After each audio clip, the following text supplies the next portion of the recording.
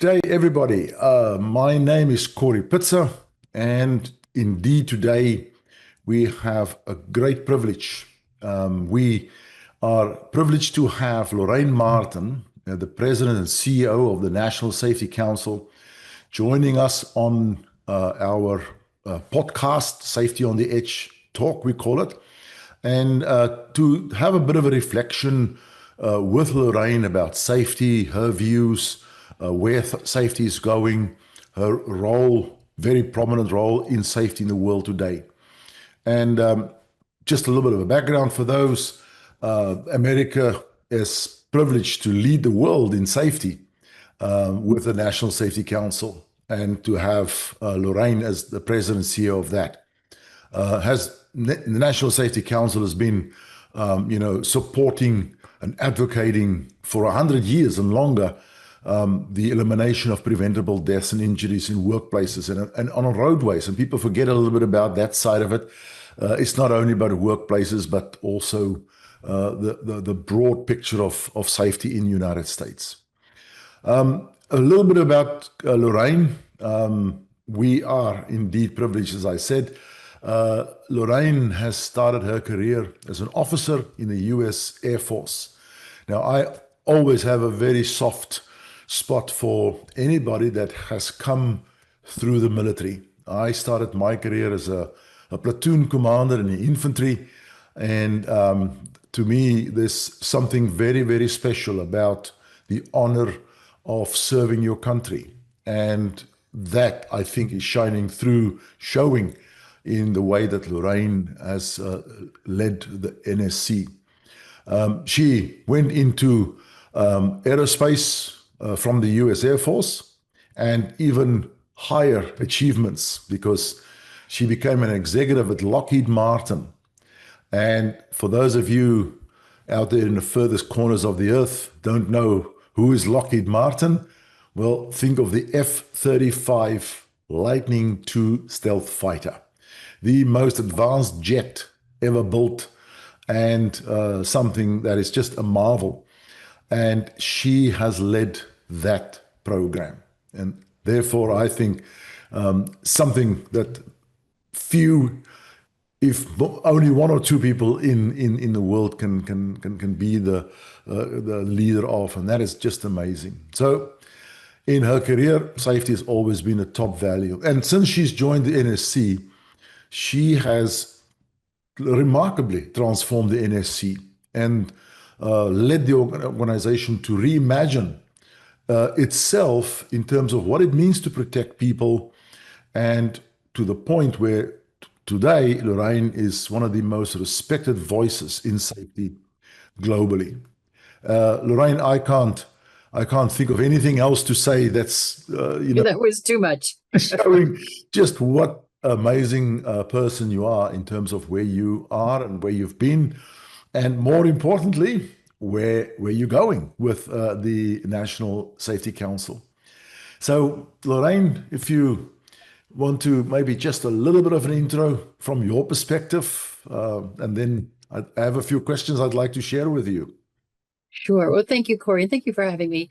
I know that some of the context of this is the event that we both got to be part of at Berkeley, and I'm sure we'll come back to that back in the spring or early summer timeframe. And it was just a really remarkable event for me to be part of. So I'm glad we're going to talk a little bit about that. But yeah, we have been on a journey at the National Safety Council, and it's been wonderful to be part of that.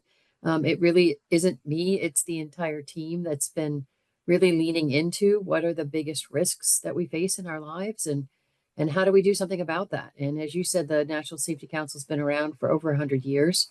And we follow the data, we look at the data, we ask ourselves, what are things that are preventable? And that P word is usually very important to us, because if it's preventable, we can do something about it. If we can do something about it, then we should. And when we do, we'll save lives and make sure that people are whole, whatever that wholeness for them is, that they're not impacted in their life by something we could do something about. So it's been an honor. As you said, I did come from the military. I do think that military ethos, whether it's the aerospace industry, like in Lockheed Martin, and or the services themselves, it's about serving. It is about having someone's back. In the Air Force, you say, I have your six, meaning on a clock, you have that back Yeah. position. I have your six. And it means that you're there for each other and you're making sure everyone's coming home safe and getting the mission accomplished in a way that, serves your organization or your country or your allies. So I do think there is a lot of synergy between military service, military, and even first responders and the safety profession. And when you're in a room, whether it was the one we were in at Berkeley or the one that we hold a couple times a year where we bring safety professionals together, it's always a little bit, kind of both rewarding and surprising how many folks have military backgrounds or law enforcement or first responder background, because there's quite a bit of synergy there. Absolutely. Yeah, there is. I think the word you hit on there is that there's an ethos, and I think that's what struck me too. Let's start with the inaugural event of Safety on the Edge conference in Berkeley. It was for us a remarkable event from our side. I mean, I'm a consultant in safety. Malcolm Staves is the global vice president for L'Oreal. We decided one day we're going to set up a small workshop to push and disrupt the thinking on safety a bit. And that small workshop just rolled up and became a beautiful event in Berkeley. And what a lovely place it was. What struck you most about that inaugural event when you attended? You were a keynote speaker for us there. I was, and it was an honor to do that. And truly, as I got invited, I was one of the most things I was looking most forward to this year. I do a lot of speaking, and that one was special. And I had to reflect a little bit when you let me know that I was going to be talking to you today of why it kind of did feel different. And one thing is, you and Malcolm brought together both researchers, academics, practitioners, folks that are pushing at the edges, safety on the edge, pushing to say how we've done things. We need to look at them with fresh eyes, and then make sure that we've got the research and the data and the benchmarking and whatever you need to convince yourself, yes, we can push, the envelope a little bit here and say, there's a new way to look at this, and it's gonna enable us to have a better outcomes. And it was a really sort of rich set, not a huge group. I don't remember if it was a couple hundred, 300, 400, I don't know, smaller group, which in some sense I think was really effective to help get that dialogue, to get that cross-fertilization across these different communities. It had more academics and more researchers than a lot of safety events have. I think that was intentional, which is great. Yes. And that meant that some of the presentations were very, sort of thought-provoking. One I remember that was on the analogies we use when we talk about a profession. And they were showing how when you use things like the battlefield or the game plan around safety, or just how we talk about risks and the terms that we use, if they come from sort of war or, sports, whatever the analogies are, it does sort of color how you think about the entire practice, and probably causes you to have a different way of even framing what's possible. And so getting folks in a room that kind of cause you to think about your profession, about your domain in new and different ways are going to bring sparks that you never thought, you'd have. Yeah. I also think that mix of practitioners and researchers on the stage, and I kind of put the National Safety Council somewhere in the middle there, was really powerful. I remember, and I think you're going to speak to Kim Green, who is a CEO for a major utility related activity here in the US. She's a CEO who got up and spoke about putting some of these things that over the last few years we may have, been proposing were new and different, like SIF and leading indicators, and focusing on the things that will kill you as opposed to just anything that might get in your way and cause you to have a reportable here in the US or perhaps elsewhere. And how game-changing that was for her. And to have the folks in the audience hear that from a CEO and have her say, I changed things in ways that this community has been advocating for, and it's saving lives, was just so powerful. I mean, I still reflect on it truthfully. It really resonated with me, and it was really powerful. So, and when I look back, those are some of the highlights. The other thing I'd say, it was international in a way that sometimes events in any of our countries might be a lot more. I'm sure there was more Americans there than others, but there was enough international that made it feel less parochial for your own country. And for Yeah. me, it was extremely helpful because following that, about a month or so later, I was able to go to the World Expo, where the G20 of safety nations got together, and I was able to represent the U.S. And the SOTI event really got me thinking much more internationally, and being able to actually meet some of the same people who were at SOTI, and then they were representing their nation just a little bit later in Osaka. So that was really helpful to me. Yeah, wonderful, wonderful. And then, in terms of well, we'll talk about next year, Baltimore, in a moment. I was just wondering what was the most striking for you in terms of the topics that was discussed, at SOTI Berkeley. As you mentioned, there was people talked about soft issues, psychological safety, and Yep. leading indicators and self prevention. Where do you see all of that hitting the chord for you? Yeah. There were some big themes, which is really helpful because I do think that helps us all know where to put our energy. And I did feel the themes of psychological safety, of how that connects to the human that's in the decision making and in the risk profiles of what's happening in all of our organizations, on really focusing on serious injury or incident and fatalities and how game changing that is, which is what we heard from Kim Green. I think mostly, Corey, it's how those intersect. That you really can't have a really solid SIF prevention program where people feel that they're able to lean into and identify risks without consequences, and know, one, that something's going to happen in a positive way to control that risk, and two, that they're going to be listened to, one, and that there's not going to be ramifications for, various programs where you say, stop work, or, we need to pause here. So I do think what was really interesting is that none of these things are, kind of inventions or themes of things we want to pull on and move forward that are in isolation of each other. And Absolutely. they all have to be there to support each other. And it's really fun to see different organizations come at them from different perspectives, so that we can share, here's how I look at this, here's how I look at this, and successes and failures that we've had that help inform us.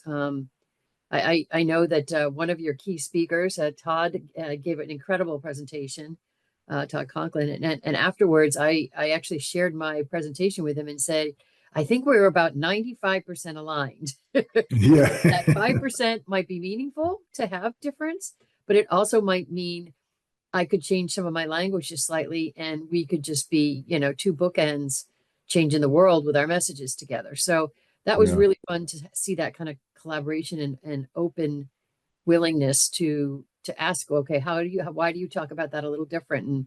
And is there something there that's important for us each to know, or should we collaborate in some way? So that was really exciting. Now, one of the sub themes of we have several themes in the safety on the edge, uh, safety on the edge being at the forefront, pioneering thinking.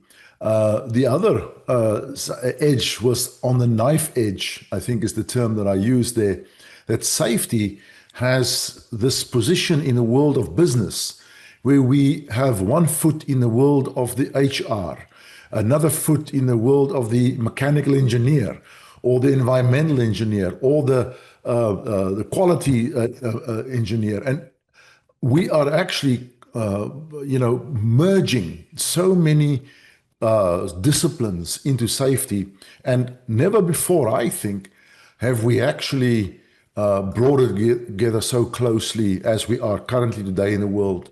And I think that was also, if I remember correctly, I was at the Denver conference and I got the sense there too that that is something that is part of the NSC focus as well. And I would say some of that is because we're starting to understand that safety, while often it is about PPE and controls and processes, there's a human with emotions, a human with whatever they came to work with that day. We like to say when they come to work, they can't put everything that's going on in their lives in their backpack and put it into their locker. It's going with them into the field, wherever that is. Mm. And we have such a better sense of that, perhaps because of COVID and some of the interruptions that that caused for a lot of people's, normal day-to-day activities. But we know that comes with us. And that's when you drag in those HR folks, right? So now we're dragging in all these aspects about humans and how beautifully messy they are. And that is coming into our workplaces and has to be considered when we want to make sure we keep each and every one of them safe, whoever they are, and however they show up that day with whatever stresses are going on in their life. So it does that knife edge of it is about engineering, it is about the person and making sure we know, their state of being as they put themselves into our risk-based, environments. And then I think on top of that, it's all of this technology. And I know every era, every generation has the technologies that, are game changing for our world.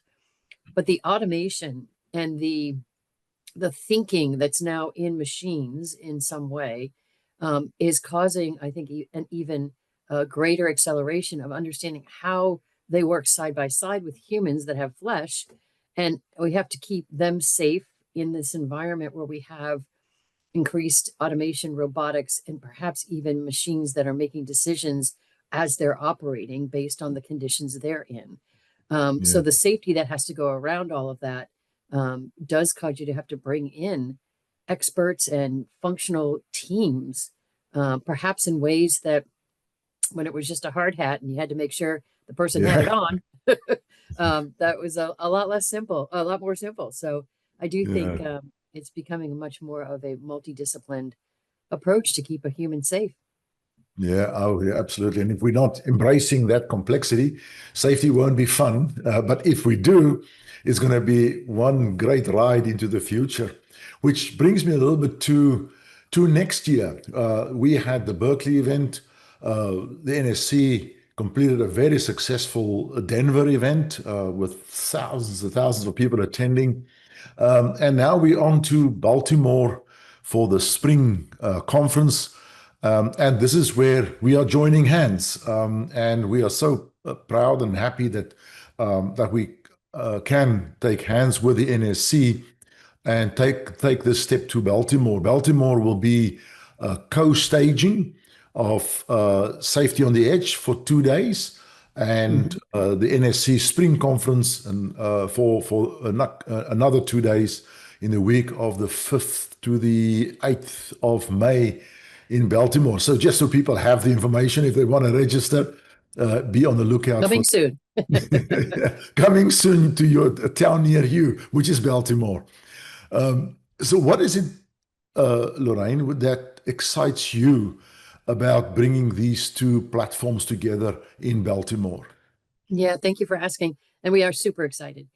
As you said, we had our annual event in Denver this year. It's called our Congress and Expo.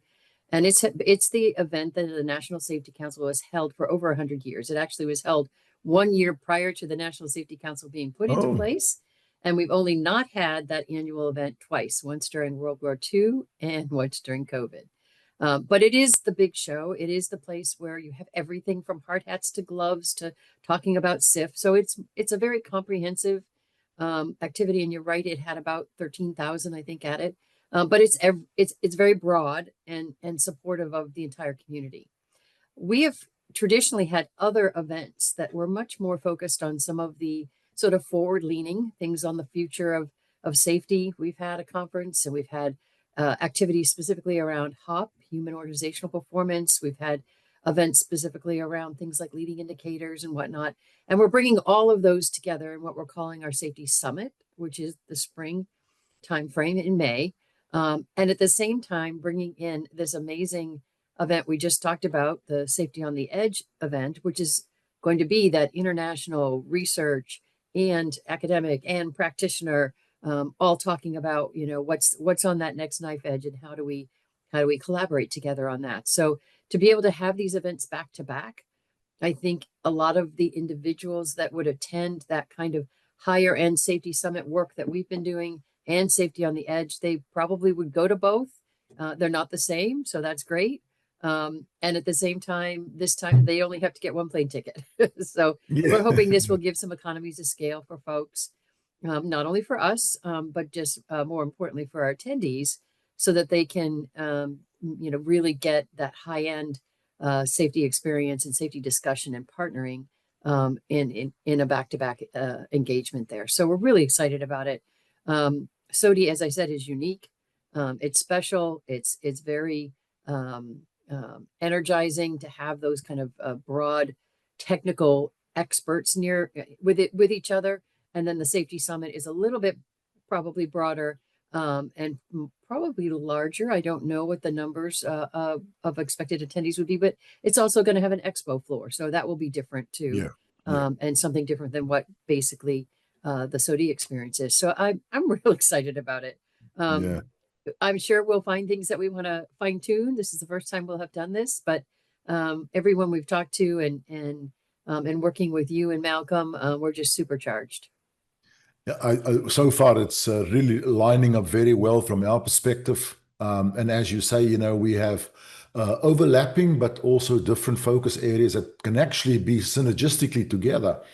And we don't want to be a big conference. We want to keep that mid-size focus, because that's when people can really, network effectively, which was a big thing that people talked about at Berkeley. Was people were able to really come together and exchange ideas and opinions other than conference attendance, which is Right. where we want to be. And of course, the whole focus of academia is a very important part for us.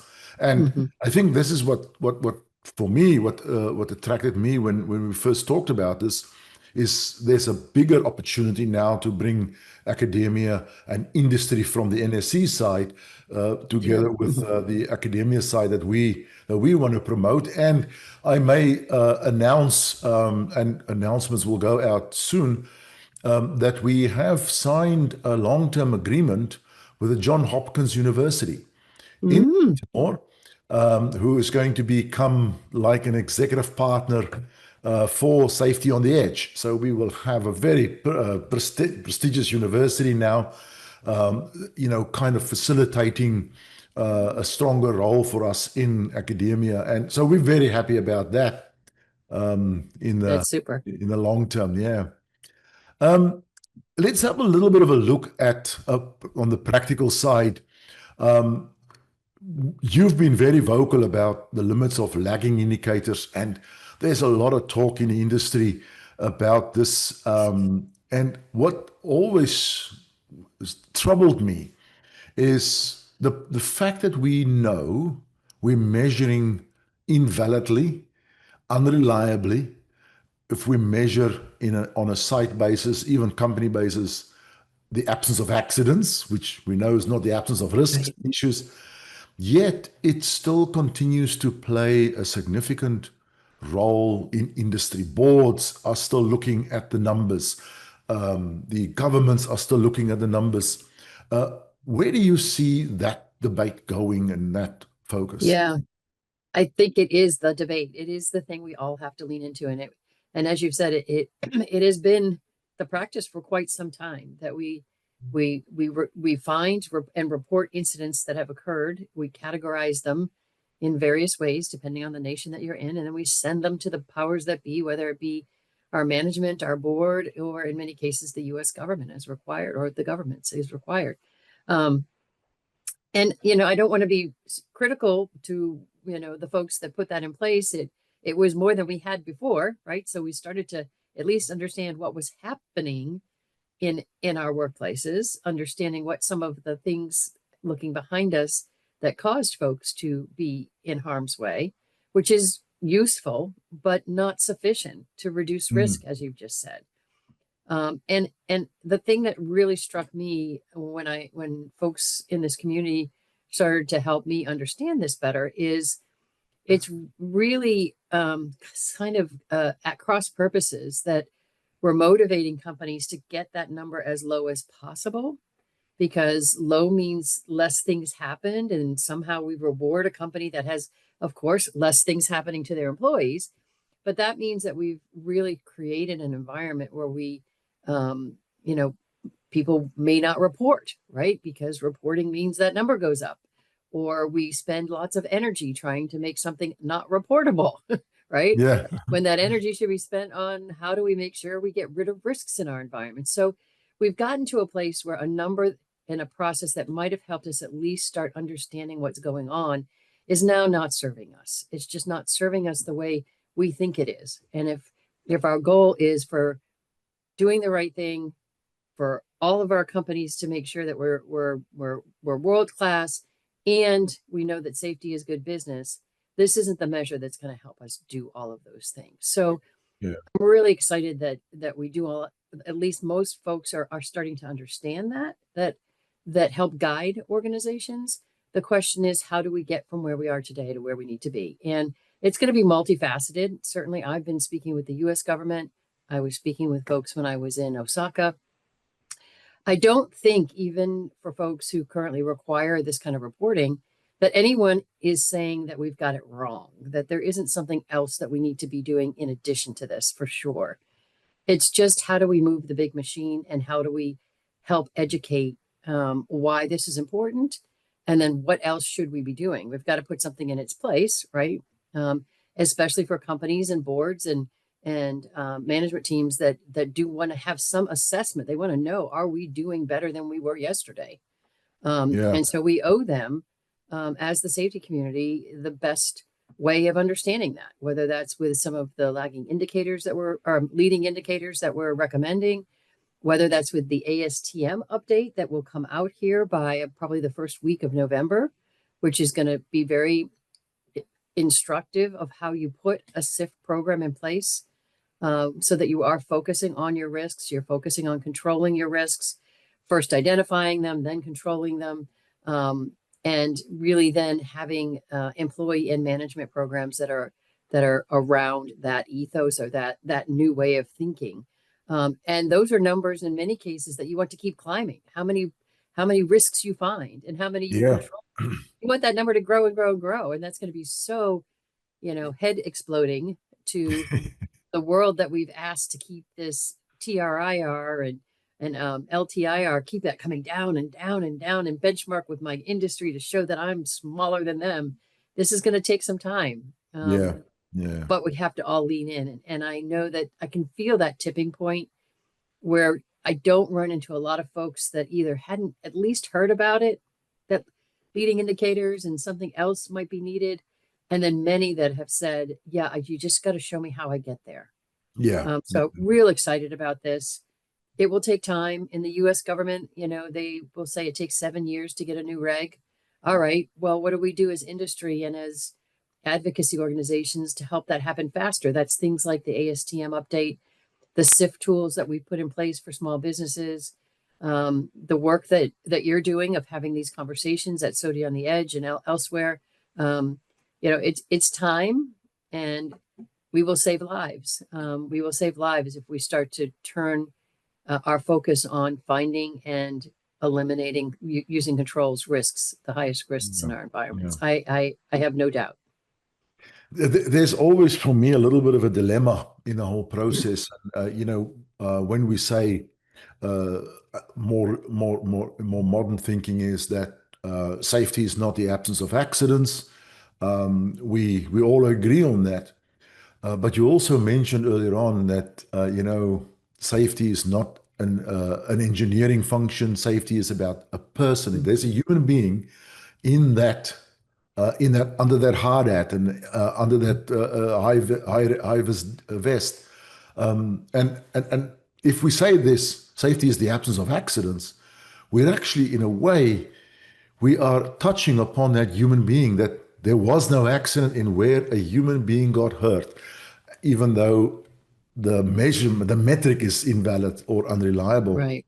And it's always, for me, a bit of a dilemma. But this brings me to another topic, this whole human and organizational dimension that I remember many, many years ago, and this is reflecting my background too. I was the group safety manager for a company in South Africa called Gencor, which today is now BHP. Huge organization, and there was a gold mine, the Kinross gold mine, where one day a small, simple fire underground say Hmm. fire, gas bottles fell over and ignited a sidewall that was sprayed with foam to protect people against rocks falling on them. But this foam was called Regiseal, and it was made from polyurethane. It was a section in where they tested this foam, and it was made from polyurethane. And this whole section started burning because the gas flame was continuously on the sidewall. 177 people died underground. Wow. And almost ironically, tragically, as a result of a safety device that was Yeah. intended to protect people from injury. And I remember I started with, based on the work of Edward Deming's work, it was just when he published his book Hmm. about the 14 principles, I started a focus on the human and organizational focus on safety inside this organization. And always been tragically apparent to me, I got this job because 177 people died. Mm. And today we are, so far advanced in this whole field. And we talked a lot at Berkeley about psychological safety and then mental health and visible leadership. Mhm. Why do you think these human factors have now become central to the safety conversation and not before? Well, If that's a great question. I don't know if some of the pandemic, again, I referred to that earlier, which caused all of us to just be off our game in ways that were, very visible and I think dramatic for a lot of individuals and organizations. That could be a catalyst, but this was happening, I think, before that too. I think one of the dynamics that's been really important for me, and I don't know if I talked about it at SOTI, but um, is that we've had a journey across the world of wanting to leverage everyone's talent, everyone's skill set to bring anyone into an engagement, an enterprise that has the desire, the will, the fortitude, the intellectual support for whatever it is, no matter their packaging. And I often use that word, Corrie, just to be generic. I'm 5 foot. You've seen me. I'm 5 foot tall with really small feet, and to protect me, if I have the ability to the desire and the fortitude to want to be in whatever field I want to be in, protecting me is different from protecting somebody else. Yeah, yeah, And ensuring that I feel safe when I come to work. If I'm in a construction site that the harnesses are twice as big as me, right, and I'm going to fall right through it, it there is an aspect of making sure that I feel safe, that I know the organization cares about me and whoever I am, right? So I do think that as we broadened the inclusion of folks into whatever they want to do, no boundaries, right? That we've had to also make sure that they have an environment where they feel safe and that they physically are safe if indeed the size or the makeup of them causes us to make sure that safety fits whatever that is. yeah, So I do think there's some of that we've been much more open and inclusive about who can do what and making sure that safety fits, but then also making sure that it's real, so that when you come into those environments that your voice is heard.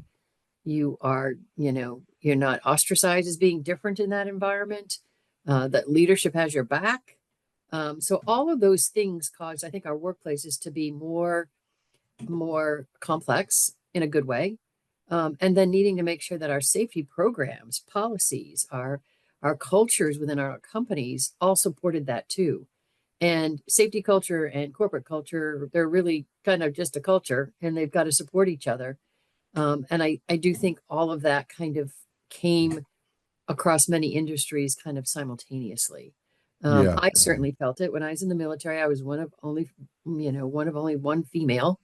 I tell stories about my combat boots being 3 times too big because they just didn't have small combat boots back then. But it made me less safe. It literally made me less safe because I yeah, couldn't well in them. And so that's just a little small kind of silly analogy that says, what are we doing now to make sure that everybody in the environment feels safe? Because yeah, as you've heard me say, you can't be safe if you don't feel safe. because you're not Yeah. going to voice, you're not going to speak up, whether it's on your behalf or somebody else's, and you may not get the equipment and the environment you need so that when you make a mistake, because we all do, we're not going to have that catastrophic event. So Yeah. I don't know if that was a bunch of babbling, but to me, No, absolutely. Yeah. there's There's something there's a lot connected. of focus. What you were saying, that I was listening. A lot of this has got to do with the leaders in the organization, industry, and one of the great achievements in my mind of the military in all parts of the world is how they foster leadership Mm-hmm. in their ranks, and every person is a leader, and every person knows the leadership processes so well. And it reminded me, I was on a mine site a little while ago, and I went underground, and I love the mining industry because that's my background as well. And I went underground and I met with this team that was just amazing. They spoke in glorious terms about their leader and by his first name, and they love him. And I thought, I must meet this guy. He has to be somebody that's just out there. So I met with him in his office, or in an office. He came in and sat down, and a very unassuming guy, and he sat down and he was a bit nervous. Here's this big shot from London now coming to talk to me. And I say to him, I want to congratulate you. Your team out there is just amazing. Your workplace is fantastic. How often do you get to visit this team underground? And his answer shocked me. He said to me, as little as I possibly can. I said, really? And he says, yes, they are leaders. If I am needed there every day, that means they are just followers. They lead themselves. They are supervisors down there who are leaders, and the employees themselves are leaders. And it struck me that, maybe the paradigm we have about leadership sometimes it's a little bit off. I know this is not happening always, but there's a lot of companies out there that on a Tuesday morning, this executive team goes out to kick tires in the workplace. But everybody knows that's not authentic. And Right, to me, right. that's the leadership side of it. How do you see Yeah, this? that's a complex one. And I think it has to fit the situation because I often tell firsthand stories of when I was in the aerospace industry of going where the work is, not just performative or not on Tuesday morning at 9 o'clock, but to go where the work is so that you can actually see where there are challenges and make sure that you're listening and have your ear there, whether or not there's something to be shared or not. And there's things that I was able to help the team with that if for whatever reason, either people felt they had to live with that situation or what, like even just on a Saturday going out to the hangar in Georgia one Saturday, it was 110 in the hangar and we had no fans, right? And it was this huge heat wave. And all the supervisors had tried to get fans, these big ass fans. That's what they're called. That's the name of them. Um, and the whole region, they couldn't get any, and they just said, well, sorry, we've tried, we've called every distributor. And I went on the floor and came back and I said, let's call Florida. Let's call, I don't know, Louisiana. Here's the keys to the truck. Go get them. Right. And that you could ask, why didn't the supervisor want to do that? And maybe they felt like they'd exhausted all of their um, mechanisms to try to do something. But sometimes you do have to just show up and you have to be able to say, I see what's going on, and let me see if I have an extra tool in my pocket that can help with that problem. So there's a mix there. I don't think, Corey, that leaders, you want everyone to lead. You want everyone to feel like they have a say, they're accountable, that if they see something, they can say something, they can do something. You need all of that dynamic. But I also think leaders, for the most part, need to be connected with their workforce as well. And they need to be able to have their ears so that if there's something to be said, that they're there to hear it. So it's probably situational, and it's as complex as everything else we're talking about. Yeah, absolutely. Yeah, it certainly is. Lorraine, let's look a little bit into the future. It's been a lovely chat, and we have a limited time left. So I want to really tap into your thinking in safety, future, uh, in a changing world. We touched upon it a little bit earlier on. But what does this next leap in safety look like to Yeah. you?